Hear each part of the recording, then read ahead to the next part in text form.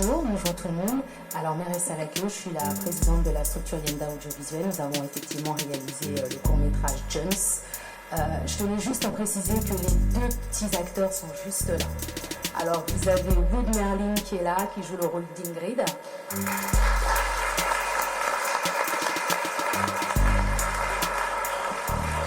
Et vous avez Thomas qui joue le rôle de Brian, le fameux petit copain harceleur.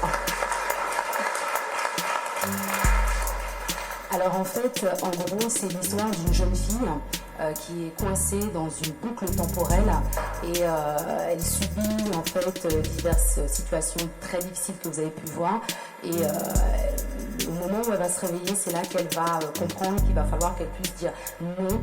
Voilà, qu'elle va apprendre à dire non à son petit copain et c'est à ce moment-là qu'elle se réveillera effectivement de cette boucle temporelle. Dans l'exercice de mes fonctions de comédienne, aussi été en contact avec le jeune public dans le cadre de cette campagne pour travailler également sur leur esprit critique et leur comportement. La question de la violence faite aux femmes est vraiment centrale. Je suis très heureuse d'avoir été choisie par l'ensemble des associations pour être la marraine de cette manifestation. On a des dispositifs qui existent maintenant, notamment d'éloignement du conjoint violent, de ressources pour les femmes, parce que quand on part de son domicile conjugal, il faut aussi être entouré psychologiquement, en termes de revenus, etc. Ces dispositifs, ils existent, mais là où la campagne de communication est extrêmement importante, c'est dans sa capacité à faire changer les esprits. Cette capacité qu'a la campagne cette année de s'adresser aux plus jeunes, ça me paraît extrêmement important. Si on veut parler aux jeunes, la communication institutionnelle, elle trouve vite ses limites, il faut le reconnaître. Là, on voit qu'on a une campagne qui s'appuie sur les réseaux sociaux, qui met en scène les jeunes d'abord, sur des clips assez courts qui peuvent être repris avec un langage qui est celui utilisé par la jeunesse, en particulier la jeunesse martiniquaise. Je crois vraiment que c'est le bon média pour les toucher. C'est vraiment important d'avoir mis au centre du flyer la question du cyberharcèlement et de la problématique extrêmement préoccupante de la diffusion des photos intimes des jeunes, trop jeunes, très jeunes, sur les réseaux sociaux et qui ne perçoivent pas du tout aujourd'hui la gravité de ce qu'ils font. Nous devons dire aux femmes jeunes, mais aussi de tous âges, qu'elles sont toutes en danger de mort quand elles sont victimes de violences. Mais nous devons dire à toutes ces jeunes femmes à quoi elles s'exposent en s'inscrivant dans ces stéréotypes de tout accepter pour plaire à l'autre et de rentrer dans des codes de normalité entre guillemets attendus. Et nous le voyons effectivement à travers les interventions que nous faisons dans les établissements scolaires auprès des jeunes adultes en formation, dans nos interventions de quartier, dans nos permanences. Et tout cela est représentatif de notre société. Lorsqu'on voit l'ensemble des résultats, il y a des prévalences, en tout cas des chiffres plus importants effectivement en Martinique en termes de violences subies par les femmes dans les différentes sphères, que ce soit dans l'espace public où c'est davantage sexiste, de harcèlement de rue, également dans l'espace du travail au niveau des taux d'harcèlement sexuel ou au sein du couple. Mais ce que l'on voit, c'est que les violences sont encore plus importantes pour les jeunes filles. Et quand on pense parallèlement à l'ensemble des campagnes qu'il y a déjà eu dans le passé, il y a eu des campagnes sur les violences psychologiques en Martinique, il y a eu beaucoup de campagnes sur les violences conjugales. Les violences conjugales, on a plutôt l'image d'une femme en couple, une femme d'une trentaine d'années, éventuellement avec des enfants. Or, finalement, les violences les plus importantes sont subies par des jeunes filles qui peuvent être en couple non cohabitant. Ça peut être le petit copain d'un soir, comme le petit copain de plusieurs semaines, comme le petit copain d'il y a plusieurs mois. Et finalement, ce n'est pas forcément des campagnes qui leur parlaient spécifiquement sur l'importance des violences qu'elles subissent et la diversité surtout des violences qu'elles subissent. Mais en tout cas, il y a une forte violence réactive de la part des femmes en Martinique. Ce ne sont pas une violence uniquement subie, passive, dans une acceptation des violences. Elles en parlent même plus qu'ailleurs. Et on a même des chiffres qui disent qu'elles vont plus souvent à police, au commissariat par exemple, que dans l'Hexagone. Donc elles ne sont pas passives face aux violences qu'elles subissent.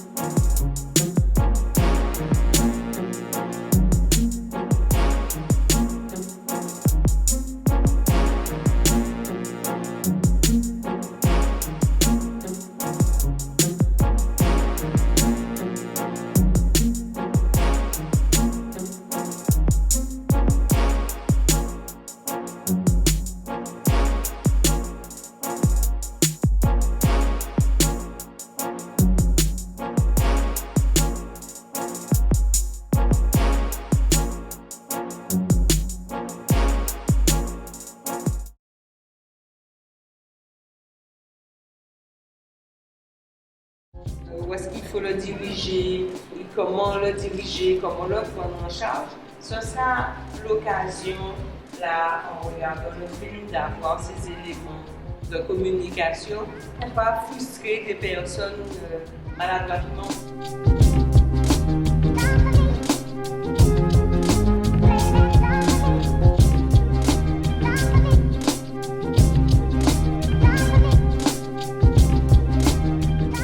Très bon film qui relate des réalités en fait. Il y a des jeunes en fait, même s'ils voient ce film, ils vont quand même pas. Enfin, on est jeunes, on va dire qu'on est inconscient. Le conseil citoyen, c'est aussi ça, pour remettre un peu de sécurité, de l'amour et tout ce qu'on peut dans le quartier. Je ne pense pas qu'il y ait de même éducation, du même rapport à la femme chez les enfants qui sont élevés dans des familles structurées et dans des familles monoparentales. Et il me semble que ça doit être un point d'attaque du problème, et ainsi de suite, quoi. Et ça pose des problèmes d'éducation, mais grave, hein, c'est pas à peu près. Quoi.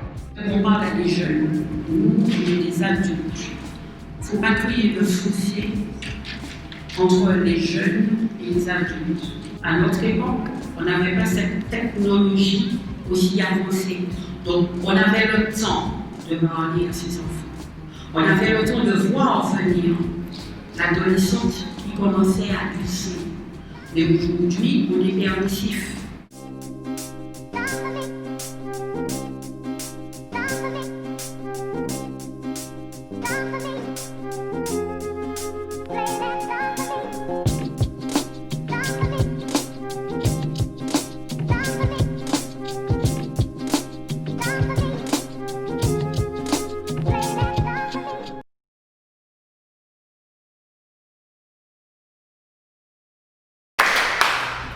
C'est pas positif, ces changements-là ne sont pas positifs pour moi. 17 ans, vous laissez votre fille avec un jeune homme? Eh? Au moins, madame, je sais que ma fille elle est avec un jeune homme. Les autres mamans ne savent pas que leur fille a un copain. Et puis qu'est-ce que vous avez à redire après? Vous la laissez avec un jeune homme et puis après. Ah, mais mon copain, il s'appelle Néon, qui n'est pas né. Ah, qui a beaucoup à parce que vous n'avez pas. Mais il n'est pas bon, mais moi, ça va, au moins, il n'est pas bon. Au moins, il n'est pas là, je ne suis pas capable, mon passage, si pas très bon. Et puis, c'est l'état du bon, mon passage. Vous avez raison, vous avez raison. C'est pas non plus de nous, on n'a pas parlé, on a la télé, les droits des femmes, les chiens, pas bonnes. Est-ce que vous comptez toutes ces bagages? Justement, on va chercher ça pour nous. Normalement, c'est ça va être. Normalement, c'est ça. Je suis chez le coiffeur.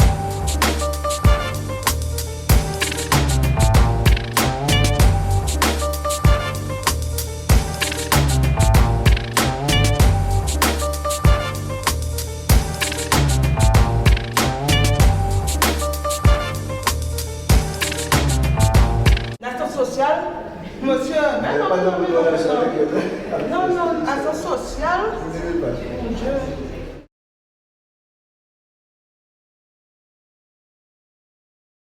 Cindy Lagier de l'association Union des femmes de Martinique.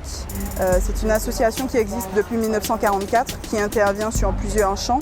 Le premier, c'est l'écoute et l'accompagnement de femmes victimes de toute forme de violence et en tout lieu. Donc on a un espace d'écoute qui permet d'accueillir ces femmes, de les écouter, de les orienter et de leur proposer des pistes d'action pour pouvoir sortir de ces situations de violence.